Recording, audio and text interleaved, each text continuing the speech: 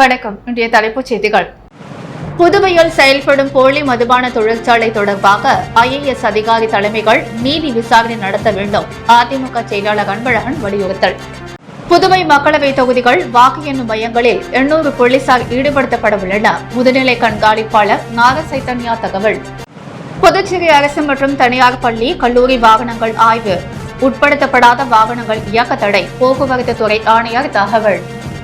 புதுச்சேரியில் செயல்படும் போலி மதுபான தொழிற்சாலைகள் தொடர்பாக IAS அதிகாரி தலைமையில் நீதி விசாரணை நடத்த புதுவை அரசு நடவடிக்கை எடுக்க வேண்டும் என அதிமுக மாநில செயலாளர் அன்பழகன் வலியுறுத்தியுள்ளார்.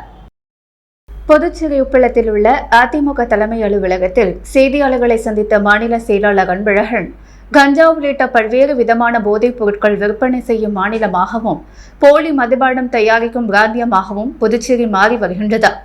தமிழகத்தில் திமுக ஆட்சி அமைந்ததிலிருந்து பல தமிழக முக்கிய பிரமுகர்கள் புதுச்சேரியில் உள்ள அரசியல் பிரமுகர்களுடன் கைகோர்த்து கொண்டு போலி மதுபான தயாரிப்பில் ஈடுபட்டு வருகின்றனர் என தெரிவித்தார். புதுச்சேரியிலிருந்து போலி மதுபானம் தயாரிக்கப்பட்டு தினசரி தமிழக பகுதிகளுக்கு கடத்தப்படுகிறது என குற்றம் சாட்டினார்.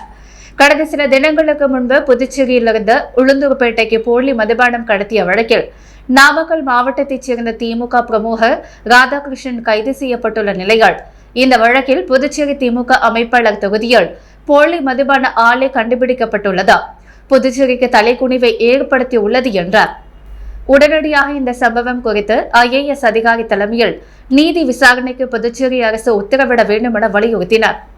புதுச்சேரி மக்களவை தொகுதியின் வாக்கு எண்ணும் மையங்களில் மொத்தம் 800 போலீசார் பாதுகாப்பு பணியில் ஈடுபடுத்தப்பட உள்ளதாக முதுநிலை காவல் கண்காணிப்பாளர் நாகசைதன்யா கூறினார். புதுச்சேரியில் செய்தியாளர்களை சந்தித்த சீனியர் SP நாகசைதன்யா, புதுச்சேரி மக்களவை தொகுதி வாக்கு எண்ணிக்கை மையங்களில் தேவையான பாதுகாப்பு ஏற்பாடுகள் மேற்கொள்ளப்பட்டுள்ளன. ஒவ்வொரு வாக்கு எண்ணும் மையங்களிலும் மாநில போலீசார், மத்திய பாதுகாப்பு படையினர் மற்றும் உள்ளூர் போலீசார் என 3 அடுக்கு பாதுகாப்பு மேற்கொள்ளப்படும். அதன் அடிப்படையில் மொத்தம் 800 போலீசார் பாதுகாப்பு பணியில் ஈடுபடுத்தப்பட உள்ளனர். தேர்தல் ஆணைய அதிகாரிகள் வழங்கிய அடையாள அட்டையுடன் வருவோர் மட்டுமே வாக்கு எண்ணும் மையங்களுக்குள் அனுமதிக்கப்படுவர்.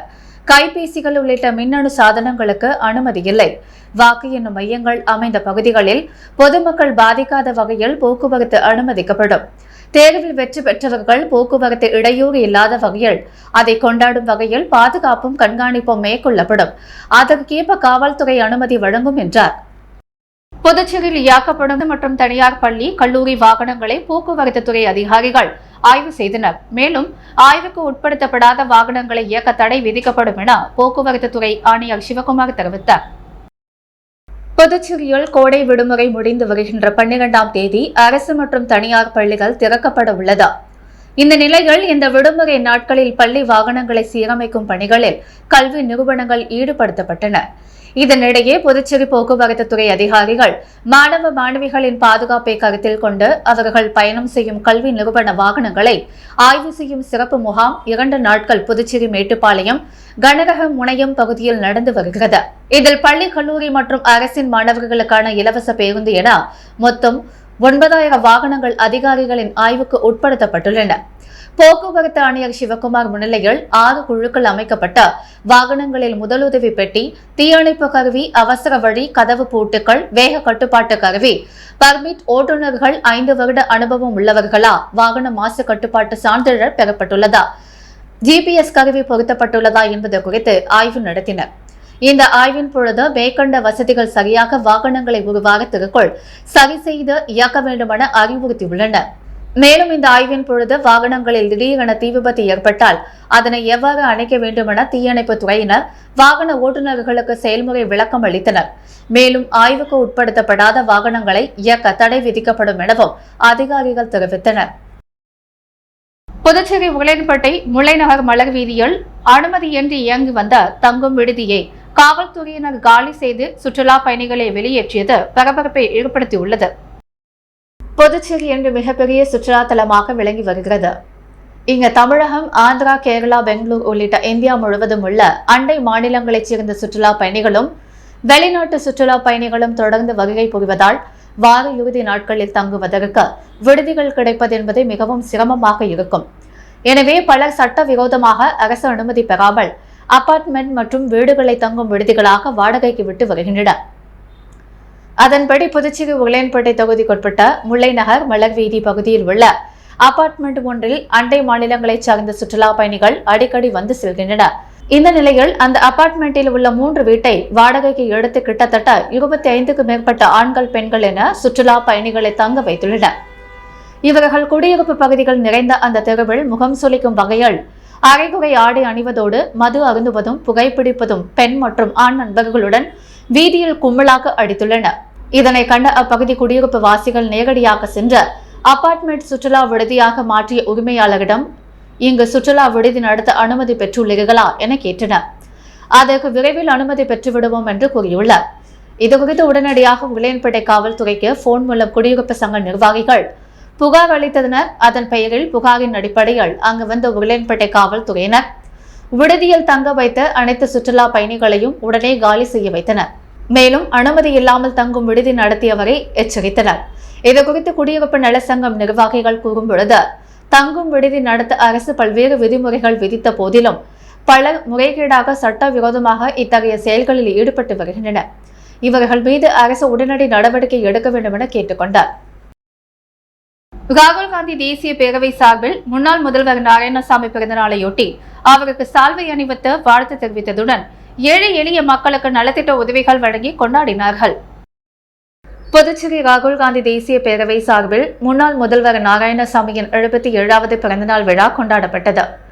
ராகுல் காந்தி தேசிய பேரவையின் தலைவரும் காங்கிரஸ் கட்சியின் ஊடகப் பிரிவு சேர்மனுமான ஆரி சேகர் மற்றும் பொதுக்குழு உறுப்பினர் திரு வெங்கடம் தலைமையில் முன்னாள் அமைச்சர் கந்தசாமி முன்னிலையில் அண்ணா சாலையில் ஏழை எளிய மக்களுக்கு மளிகை தொகுப்புகள் மற்றும் உணவு வழங்கப்பட்டது.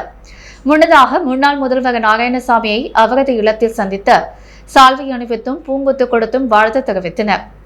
இந்த நிகழ்ச்சியில் ராகுல் காந்தி தேசிய பேரவையின் செயலாளர் தயாளன், காங்கிரஸ் கட்சியின் செயலாளர் கோவிந்தராஜ், பிரச்சார குழு சேர்மன் திருநாவுக்கரசு, ராஜீவ்காந்தி பஞ்சாயத்து ராஜ் சேர்மன் அமுதரசன், முதலியார்பேட்டை ராஜீவ்காந்தி பஞ்சாயத்து ராஜ் தலைவர் புஷ்பராஜ், மேற்கு மாவட்ட துணைத் தலைவர் கோ தண்டபாணி, முன்னாள் இளைஞர் காங்கிரஸ் செயலாளர் பிரபு, மத்திய மாவட்ட ஊடகப் பிரிவு ஒருங்கிணைப்பாளர் மோகன்ராஜ் மற்றும் செல்வம், உதயகுமார் உட்பட காங்கிரஸ் கட்சியினர் பல கலந்து கொண்டனர். கருடா திரைப்படம் வெற்றி பெற வேண்டி சூரி கட் அவுட்டிற்கு மாலைகள் அணிவித்து பட்டாசுகள் வெடித்தும் இனிப்புகள் வழங்கி மேலதாளத்துடன் கொண்டாடப்பட்டது. தொடர்ந்து திரைப்படம் பார்க்க வந்தவர்களுக்கு 5 வகையான சாதம் என அன்னதானம் வழங்கினர். முன்னணி நடிகர்கள், பிரபல நடிகர்கள் திரைப்படம் வெளியாகும் பொழுது அவர்களது ரசிகர்கள் பட்டாசு வெடித்து இனிப்பு வழங்கி பாலபிஷேகம், சில சமயங்களில் பீராபிஷேகங்கள், அன்னதானம் வழங்கி கொண்டாடுவார்கள். அந்த வகையில் காமெடி நடிகராக இருந்து நடிகராக முன்னேறியுள்ள நடிகர் சூரி நடித்த கருடா திரைப்படம் இன்று நாடு முழுவதும் வெளியானது. அதேபோன்று புதுச்சேரியில் 5 திரையரங்குகளில் திரையிடப்பட்டது. இதனையொட்டி கருடா திரைப்படம் வெற்றி பெற வாழ்த்து தெரிவித்த புதுச்சேரி சூரி தலைமை ரசிகர் மன்றம் சார்பில் பல்வேறு கொண்டாட்ட நிகழ்வுகளுக்கு ஏற்பாடு செய்யப்பட்டிருந்தது. அதன்படி சூரி கட் அவுட்டிற்கு மாலைகள் அணிவித்தும் பட்டாசுகள் வெடித்தும் இனிப்புகள் வழங்கி மேலதாளத்துடன் கொண்டாடப்பட்டது. தொடர்ந்து திரைப்படம் பார்க்க வந்தவர்களுக்கு 5 வகையான சாதம் என அன்னதானம் வழங்கினர். நிகழ்ச்சிக்கான ஏற்பாடுகளை புதுவை மாநில நடிகர் சூரி தலைமை நற்பண இயக்கம் சார்பாக புதுவை மாநில தலைவர் தன்ராஜ், செயலாளர் சந்தோஷ் மற்றும் மாமன்ற உறுப்பினர்கள் மற்றும் நிர்வாகிகள் செய்திருந்தனர். புதுச்சேரியில் அரசு துறைகளில் முன்மாதிரியாக கடைநிலை ஊழியர்களுக்கு பணி நிறைவு பாராட்டு விழா நடத்திய ஆதிதிராவிடர் நலத்துறை இயக்குநர் இளங்கோவனின் செயல்பாடு பல்வேறு தரப்பினரிடையே வரவேற்பையும் பாராட்டையும் பெற்றுள்ளது. புதுச்சேரி அரசு துறைகளில் பணியாற்றும் அதிகாரிகள் மற்றும் 2ஆம் கட்ட ஊழியர்களுக்கு மட்டுமே துறை சார்பில் பணி நிறைவு பாராட்டு விழா நடத்தப்படுவது வழக்கம். இந்த நிலையில் புதுச்சேரி அரசு ஆதிதிராவிடர் நல மற்றும் பழங்குடியினர் நலத்துறையில் பணியாற்றிய கடைநிலை ஊழியர்களுக்கு பணி நிறைவு பாராட்டு விழா நடத்தி அசத்தி இருக்கிறார் அதன் இயக்குநர் இளங்கோவன். புதுச்சேரி அரசு ஆதிதிராவிடர் நலத்துறை சார்பில் கடந்த 30 ஆண்டுகளுக்கு மேலாக சமையல் கலைஞராக பணிபுரிந்த சுகுணாவிற்கு வெளியூர் கண்ணகி பெண்கள் விடுதியிலும் மற்றும் 35 ஆண்டுகளாக பணிபுரிந்த ஊழியர் குப்பனுக்கு பாகூர் பெண்கள் விடுதியிலும் பணி நிறைவு பாராட்டு விழா மேற்கூறிய 2 இடங்களில் நடைபெற்றது. விழாவில் ஆதிதிராவிடர் நலத்துறை இயக்குநர் இளங்கோவன் சிறப்பு விருந்தினராக கலந்து கொண்டு ஊழியர்களுக்கு சால்வை அணிவித்து வாழ்த்து தெரிவித்து அவர்களது தன்னலமற்ற சேவையை பாராட்டினர். தொடர்ந்து விழாவில் பேசிய இயக்குநர் இளங்கோவன், ஒவ்வொரு அரசு துறைகளிலும் கடைநிலை ஊழியர்களின் பங்கு மிக முக்கியமானது என்றும் அதனை சரியாகவும் நேர்மையாகவும் செய்தால் துறை வளர்ச்சி அடையும் என்றும், அரசு துறைகளை நாடு பொதுமக்கள் முதலில் கடைநிலை ஊழியர்களைத்தான் சந்திக்கிறார்கள் என்றும், எனவே கடைநிலை ஊழியர்களும் பாராட்டுக்குரியவர்களே என்றார். அரசு துறைகளில் பணியாற்றி ஓய்வு பெறும் கடைநிலை ஊழியர்களுக்கும் பணி நிறைவு பாராட்டு விழா நடத்த துறை அதிகாரிகள் முன்வர வேண்டும் என்று கோரிக்கை விடுத்தார். இந்நிகழ்ச்சியில் ஆதிதிராவிடர் நலத்துறை அதிகாரிகள், ஊழியர்கள் மற்றும் ஓய்வு பெற்ற ஊழியர்களின் குடும்பத்தினர் கலந்து கொண்டனர். நாடாளுமன்ற தேர்தலில் அம்மா மக்கள் முன்னேற்ற கழகத்தின் பொதுச் செயலாளர் டிடிவி தினகரன் வெற்றி பெற வேண்டி புதுச்சேரி மணக்குள விநாயகர் ஆலயத்தில் தங்கத்தேர் எடுத்து சிறப்பு வழிபாடு நடைபெற்றது. நாடாளுமன்ற தேர்தல் தேனி தொகுதியில் அம்மா மக்கள் முன்னேற்ற கழகத்தின் பொதுச் செயலாளர் டிடிவி தினகரன் போட்டியிட்டார். அவர் வெற்றி பெற வேண்டி புதுச்சேரியில் பிரசித்தி பெற்ற மணக்குள விநாயகர் ஆலயத்தில் அம்மா மக்கள் முன்னேற்ற கழகத்தின் தங்கத்தேர் எடுத்து சிறப்பு வழிபாட்டில் ஈடுபட்டனர். கிழக்கு மாநில செயலாளர் கே முருகன் தலைமையில் நடைபெற்ற இந்த நிகழ்ச்சியில் மாநில இணை செயலாளர் காமாட்சி மற்றும் கடலூர் கிழக்கு மாநில செயலாளர் சுந்தரமூர்த்தி, தொகுதி செயலாளர் உதயகுமார், அவைத் தலைவர் ரகுபதி, பூங்குழலி, தொகுதி செயலாளர் செல்லா, தமிழ் குமரன், முத்து, தனவேலு உள்ளிட்ட நிர்வாகிகள் பல கலந்து கொண்டனர். முன்னாள் முதலமைச்சர் நாராயணசாமியின் பிறந்தநாளையொட்டி அவருக்கு காங்கிரஸ் மற்றும் திமுக நிர்வாகிகள் பொன்னாடை போற்றி வாழ்த்துக்களை தெரிவித்தனர். புதுச்சேரி முன்னாள் முதல்வர் நாராயணசாமி பிறந்தநாள் கடந்த 30ஆம் தேதி கொண்டாடப்பட்டது. அவர் வெளியூர் சென்று நேற்று இரவு வீடு திரும்பினார். எல்லையம்மன் கோவிலில் உள்ளது அவரது இல்லத்தில் முன்னாள் முதல்வர் நாராயணசாமி சந்தித்தார். இன்று முன்னாள் அமைச்சர்கள், சட்டமன்ற உறுப்பினர்கள், முன்னாள் சட்டமன்ற உறுப்பினர்கள், காங்கிரஸ் மற்றும் திமுக விடுதலை சிறுத்தைகள் நிர்வாகிகள் என ஏராளமானோர் அவரை சந்தித்து பொன்னாடை போற்றி பூங்கொத்து கொடுத்து வாழ்த்துக்களை தெரிவித்தனர். அறம் சமூக சேவை அமைப்பு நிறுவன தலைவர் அறம் நிஷா, மக்களவை சுயேட்சை வேட்பாளர்கள் 3 பேர் ஆர் வெங்கட்ராமன் முன்னிலையில் ஆர்எல்வி பேரவையில் இணைந்தனர். புதுச்சேரியைச் சேர்ந்த பிரபல சமூக சேவகியும் புதுச்சேரி மற்றும் தமிழகத்தில் பிரபலமான அறம் நிஷா மற்றும் மக்களவை தேர்தலில் சுயேட்சையாக போட்டியிட்ட ஏனாம் தொகுதியைச் சேர்ந்த போஷியா அரதாதி, கராச்சர் நகர பகுதியைச் சேர்ந்த கலாஸ் சங்கர் மற்றும் மணவேலி தொகுதியைச் சேர்ந்த முருகன் ஆகிய 4 பேரும் பேரவையின் மாநில பொதுச் செயலாளர் மாஸ்கோ மற்றும் மாநில பொருளாளர் கோமதி தலைமையில் ஆர்எல்வி பேரவை நிறுவன தலைவர் ஆர் வெங்கட்ராமன் அவர்களை அவரது இல்லத்தில் நேரில் சந்தித்து அவரது முன்னிலையில் ஆர்எல்வி பேரவையில் இணைய விருப்பம் தெரிவித்த ஆர்எல்வி பேரவையில் இணைந்தனர். அவர்களுக்கு நிறுவன தலைவர் ஆர் வெங்கட்ராமன் பொன்னாடை போற்றி வரவேற்றார். ஆரோவில் வளர்ச்சி பணிக்காக நிலங்கள் கையகப்படுத்துவதில் பல கோடி ரூபாய் ஊழல் நடப்பதாக ஆரோவில் வாசிகள் வேதனை தெரிவித்துள்ளனர். ஆரோவில் என்பது ஐக்கிய நாடுகள் கல்வி, அறிவியல், பண்பாட்டு நிறுவனம் யுனெஸ்கோ உதவியுடன் உலகில் உள்ள எல்லா நாடுகளையும் சேர்ந்து ஆண்களும் பெண்களும் மத கோட்பாடுகள், அரசியல் ஈடுபாடுகள், நாட்டுப்பற்று இவைகளை தாண்டி அமைதி, சிறந்த வளரும் சமூகம் முதலியவற்றின் அடிப்படையில் மனிதகுல ஒருமைப்பாட்டை உண்மையாக்குவதே ஆரோவில்லின் நோக்கம் என்ற பிரகடனத்தோடு ஸ்ரீ அன்னையால் 1968ஆம் ஆண்டு தோற்றுவிக்கப்பட்டது. தன் ஆரோவில் எனும் சர்வதேச நகரமாகும் புதுச்சேரிக்கு அருகில் அமைந்துள்ள இந்த நகரமானது தற்பொழுது மத்திய அரசின் மேற்பார்வையில் உள்ளது. 52க்கும் மேற்பட்ட நாடுகளில் இருந்து இங்கு வசித்து வருகின்றன. குழந்தை முதல் 80 வயதுக்கு மேற்பட்டோர் வரை அனைத்து சமூக பண்பாட்டு பின்னணிகளை கொண்டுள்ள அவர்கள் ஒட்டுமொத்த மனித இனத்தை பிரதிநிதித்துவம் செய்கிறார்கள். இந்நகரத்தின் மக்கள் தொகுதியை தொடர்ந்து வளர்ச்சி பெற்று வருகின்றது. இதற்காக ஆரோவிலில் உள்ள கட்டமைப்பு வசதிகளை மேம்படுத்த வேண்டிய அவசியம் ஏற்பட்டுள்ளது. இதற்காக மாஸ்டர் பிளான் வளர்ச்சி பணிகள் தொடங்கப்பட்டு நடைபெற்று வருகிறது. மேலும் அன்னையின் கனவு திட்டமான வளர்ச்சி பணிக்காக ஆரோவில் பவுண்டேஷன் நிலத்தை கையகப்படுத்தும் பணியில் ஈடுபட்டு வருகின்றது. ஆரோவிலுக்கு பயன்படாத இடத்தை விற்பனை செய்துவிட்டு ஆரோவிலுக்கு தேவையான இடத்தை வாங்கிக் கொள்வது, அதாவது கைமாற்று முறை என்ற அடிப்படையில் நிலங்கள் கையகப்படுத்தப்பட்டு வருகிறது. இப்படி நிலங்கள் கையகப்படுத்தப்படுவதில் கோடிக்கணக்கில் ஊழல்கள் நடத்திருப்பதாக ஆரோவில் வாசிகள் ஆரோவில் பவுண்டேஷன் மீது புகார் தெரிவித்துள்ளனர். அதாவது நிலங்களை விற்கும் பொழுது, வாங்கும் பொழுது ஆரோவில் வாசிகளுக்கு எந்தவித தகவலும் தெரிவிக்கவில்லை என்பது அவர்களின் முக்கிய புகாராகும். மேலும் தேசிய நெடுஞ்சாலை, மாநில நெடுஞ்சாலை வழி வசதி உள்ள ஆரோவில் இடங்களை குறைந்த விலைக்கு விற்றுவிட்டு வழி இல்லாத பயனற்ற இடங்களை ஆரோவில் கோடிக்கணக்கில் செலவு செய்து வாங்கப்படுவதாக புகார் தெரிவிக்கின்றனர். அதாவது ஆரோவில் மேம்பாட்டு வளர்ச்சி, உள்கட்டமைப்பு வளர்ச்சி என்பதில் எங்களுக்கு எந்தவித மாறுபாடும் கருத்தும் இல்லை. ஆரோவில் வளர வேண்டும் என்பது தங்களது எண்ணம். அதே சமயத்தில் இடங்களை விற்கும் பொழுது, வாங்கும் பொழுதும் ஆரோவில் வாசிகளுக்கு தெரியப்படுத்த வேண்டும் என்பதே இவர்களின் கோரிக்கையாகும். இது குறித்து ஆரோவில் வாசியான காளி கூறும்பொழுது, ஆரோவில் என்ன நடக்கிறது என்றே தெரியவில்லை. எப்பொழுது இல்லாத அளவிற்கு புதிய செயலர் பதவியேற்ற பிறகு கடந்த 2.5 வருடங்களாக ஆரோவிலில் இடங்கள் குறைந்த விலைக்கு விற்பனை செய்யப்பட்டு தேவையில்லாத இடங்களை கோடிக்கணக்கில் செலவு செய்து வாங்கப்படுகிறது. இங்கு என்ன நடக்கிறது என்றே தெரியவில்லை என்று தெரிவித்த அவர், 1 கிலோ தங்கத்தை கொடுத்துவிட்டு அதற்கு மாறாக 1 கிலோ தகரத்தை பெற்றுக் கொள்கிறார்கள் என்றும் வேதனையுடன் தெரிவித்தார். மேலும் இது குறித்து கேள்வி கேட்டால் தங்களது விசாக்களை புதுப்பிக்க ஆரோவில் நிர்வாகம் மறுத்து தங்களை வேதனைக்கு உள்ளாக்குவதாகவும் குற்றம் சாட்டினர். மேலும் ஆரோவில் மக்கள் தொடர்பு அதிகாரி பாலமுருகன் கூறும்பொழுது, ஆர்ச்சாப்ட் என்ற பழத்தோட்டத்தில் இருந்து தான் ஆரோவில் முழுவதும் பழங்கள், காய்கறிகள் விநியோகம் செய்யப்படுகிறது. அங்கு உள்ள 43 ஏக்கரில் பல கோடி ரூபாய் மதிப்புள்ள 30 ஏக்கர் நிலங்களை 1 ஏக்கர் வெறும் 7 லட்சம் ரூபாய்க்கு விற்பனை செய்திருப்பதாகவும், இதனால் ஆரோவிலுக்கு 200 கோடி ரூபாய் நஷ்டம் ஏற்பட்டுள்ளதாக புகார் தெரிவித்த அவர், தேவையில்லாத இடத்தை கோடிக்கணக்கில் செலவு செய்து வாங்கியிருப்பதாகவும் குற்றம் சாட்டினார். புதுச்சேரியில் மதுபோதையில் காரை இயக்கி வாகனங்கள் சேதப்படுத்தியவர் மீது பொதுமக்கள் தாக்குதல் நடத்தினர். காஞ்சிபுரத்தைச் சேர்ந்தவர் கமல்நாத், வயது 23. இவர் தனது தோழி சந்தியாவுடன் காரில் வெள்ளிக்கிழமை இரவு புதுச்சேரிக்கு வந்தார். இந்திரா காந்தி சிலை சதுக்கத்திலிருந்து புதுச்சேரி நோக்கி செல்லும் வழக்கமாக பாதையில் செல்லாமல் ஒரு வழி பாதையில் கமல்நாத் காரில் சென்றாராம். இதை பார்த்த போலீசார் காரை நிறுத்துமாறு எச்சரித்தனர். ஆனால் காரை நிறுத்தாமல் வேகமாக சென்ற கமல்நாத் எதிரே வந்த 20க்கும் மேற்பட்ட வாகனங்கள் மீது மோதினார். இதையடுத்து போலீசாரும் பொதுமக்களும் அவரது காரை விரட்டிச் சென்றனர். இந்நிலையில் நெல்லித்தோப்பு சந்திப்பில் காரை பொதுமக்கள் மடக்கி பிடித்து கமல்நாத்தையும் சந்தியாவையும் தாக்கினர்.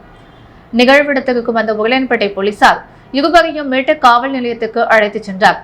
முதல்கட்ட விசாரணையில் கமல்நாத் மதுபோதையில் காரை இயக்கியது தெரிய வந்தது. தொடர்ந்து அவரிடம் போலீசார் விசாரணை நடத்தி வருகின்றனர். புதுச்சேரி உருளையன்பேட்டை அருள்மிகு உலகநாயகி அம்மன் ஆலய உண்டியல் திருடப்பட்டுள்ளது. இதுபோன்ற புதுச்சேரியில் கோவில் உண்டியலில் உடைக்கப்பட்டு அடிக்கடி திருடு போவது பொதுமக்கள் மற்றும் பக்தர்களிடையே பெரும் அதிர்ச்சியை ஏற்படுத்தியுள்ளது. புதுச்சேரி நெல்லித்தோப்பு சிக்னலில் அருகே உள்ள முத்தாலம்மன் கோவிலில் சமீபத்தில் கும்பாபிஷேகம் நடந்தது. கும்பாபிஷேகம் முடிந்த சில நாட்களில் கோவிலில் இருந்து உண்டியலை உடைத்து பணம் திருடப்பட்டிருந்தது. இது பக்தர்களிடையே அதிர்ச்சியை ஏற்படுத்தியது. போலீசார் வழக்கு பதிவு விசாரித்து வருகின்றனர். இதுவரை கோவில் உண்டியலை உடைத்த திருடர்களை கண்டுபிடிக்க முடியவில்லை. இந்நிலையில் உருளையன்பேட்டை முல்லை நகரில் பிரசித்தி பெற்ற உலகநாயகி அம்மன் கோவிலில் அம்மன் நகை திருடப்பட்ட சம்பவம் பெரும் பரபரப்பை ஏற்படுத்தியுள்ளது. கோவிலில் நேற்று இரவு பூஜைகள் முடித்து வழக்கம் போல் கோவிலை பூட்டிவிட்டு சென்றனர். இன்று காலை பூசாரி குமார் கோவிலை திறந்து பார்த்த பொழுது அம்மன் கழுத்தில் போடப்பட்டிருந்த 5 பவன் நெக்லஸ், கம்மல் உட்பட நகைகள் காணாமல் போயிருந்தது. இதுகுறித்து கோவில் நிர்வாகத்திடம் தெரிவித்தனர். கோவில் நிர்வாகத்தினர் உருளையன்பேட்டை போலீசார் புகார் செய்தனர். போலீசார் கோவிலுக்கு சென்று விசாரணை நடத்தினர். கோவில் பூட்டை உடைக்காமல் சுவர் ஏறி உள்ளே குதித்து அங்கிருந்து அம்மன் சிலை கிரில் கேட்டுக்குள் கையை விட்டு நெக்லஸ், கம்மலை எடுத்தது தெரிய வந்தது. திருடர்களை அடையாளம் கொண்டுள்ள போலீசார் அவர்களை தீவிரமாக தேடி வருகின்றனர். இவர்கள் தான் நெல்லித்தோப்பு முத்தாலம்மன் கோவிலிலும் திருடியிருக்கலாம் என போலீசார் சந்தேகிக்கின்றனர். புதுச்சேரி மடோபேட் ECR சாலையில் அமைந்துள்ள VKTT டேபிள் டென்னிஸ் பயிற்சி மையத்தில் ஓபன் லீக் போட்டிகள் நடைபெற்றது. புதுச்சேரி மடோபேட்டை ECR சாலையில் உள்ள VKTT டேபிள் டென்னிஸ் பயிற்சி மையத்தில் நேற்று ஓபன் லீக் போட்டிகள் தொடங்கியது. மிகவும் எதிர்பார்க்கப்பட்ட இந்த நிகழ்வு இந்தியா முழுவதும் உள்ள சிறந்த டேபிள் டென்னிஸ் திறமைகளை ஒன்றிணைப்பதை நோக்கமாக கொண்டுள்ளது. பிரெஞ்சு ஒலிம்பியனான பிரித்திகா பவுடே போட்டிக்கு குறிப்பிடத்தக்க ஆதரவை வழங்கி பங்கேற்பாளர்களுக்கு தனது நிபுணத்துவத்தையும் உத்வேகத்தையும் அளித்து வருகிறார்.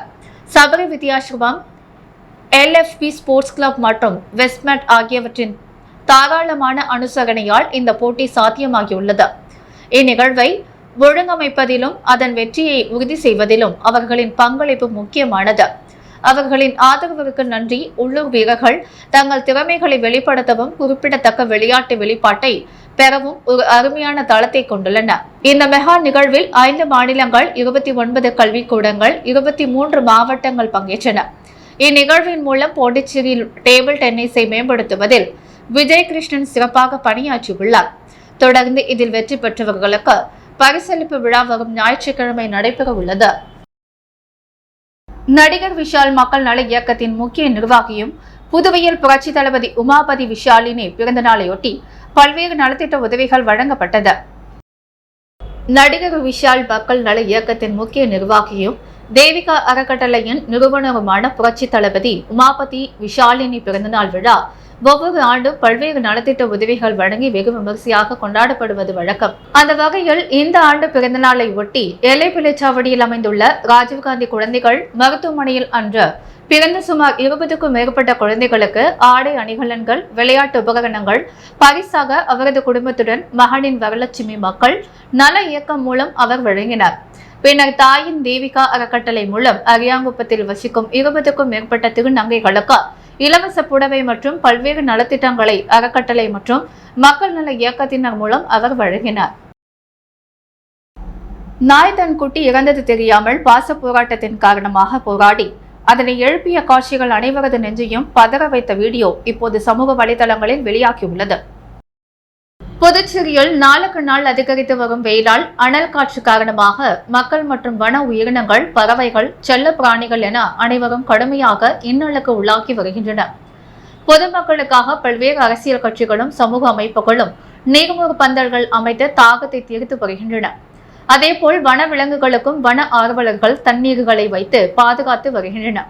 இப்படி இருக்கும் சூழ்நிலையில் புதுச்சேரி லாஸ்பேட்டை அரசு மகளிர் பொறியியல் கல்லூரியில் குட்டி நாய் இறந்து கிடந்ததை தெரியாமல் தாயினால் அதனை எழுப்புவதற்கு பல்வேறு முயற்சிகளை செய்தது. ஆனால் அந்த நாய் தான் குட்டி இறந்தது தெரியாமல் பாச போராட்டத்தின் காரணமாக போராடி அதனை எழுப்பிய காட்சிகள் அனைவரதும் நெஞ்சையும் பதற வைத்த வீடியோ இப்போது சமூக வலைதளங்களில் வெளியாகியுள்ளது. விபத்தில் தந்தை இறந்த துக்கத்தில் அனாதையாக கைவிடப்பட்ட குழந்தைகளுக்கு கல்வி உதவித்தொகை கொடுத்து அரவணைத்துக் கொண்டு பாஜக பிரமுகர் விக்கி உதவிக்கரம் நீட்டினார்.